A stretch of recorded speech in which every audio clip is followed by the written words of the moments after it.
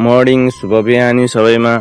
यो चाहिँ हो हाम्रै उदयपुरगढी गाउँपालिका 7 मा पर्ने हाडेबासदेखि गाईघाट जाने सडक मध्येमा नरकटे हुँदै देउरालीसम्मको भिडियो चाहिँ अहिले म प्रस्तुत गर्दैछु। यो भिडियोमा तपाईहरु हेर्न सक्नुहुनेछ बाटोको हालत कस्तो छ, गाडीको त हालत कस्तो हुन्छ यस बाटोमा हिँडेपछि। अब यो बाटो चाहिँ लगभग 20 वर्ष भनौं न 15-20 वर्षदेखि पहिलेदेखि सुचारु भएको बाटो हो, तर पनि अहिलेसम्म कुनै पनि लगभग पहिले जस्तो चाहिँ अहिलेको अवस्थामा त्यस्तै छ।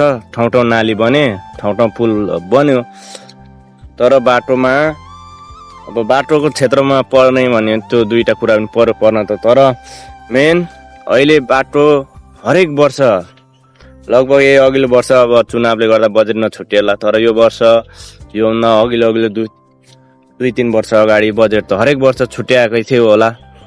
खोइ त के भएको छ त बाटोको अवस्था। बाटो जुन अवस्थामा थियो त्यो अवस्थाभन्दा झन् जीर्ण बन्दै गएको छ। अहिले हरेक वर्ष पानी पर्छ, बर्खा मासमा बाटो खोलेर अब नालीहरू साफ भएको छैन। नालीहरूको अब अवस्था यस्तो छ, पहिरो आएर नाली पुरेको कति वर्ष भइसक्यो, त्यो पनि हटेको छैन। लगभग लाग्छ यो देउराली नेरी त 3 वर्षै भयो होला है यो पहिरो झरेको, तर अहिलेसम्म पनि साफ भएको छैन।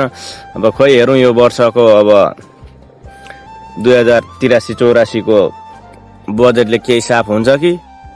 अब आशा गरौँ साफ होस्, चाँडै बाटो बनोस्, हामीलाई हिँड्न सहज होस् भन्ने हाम्रो चाहना छ।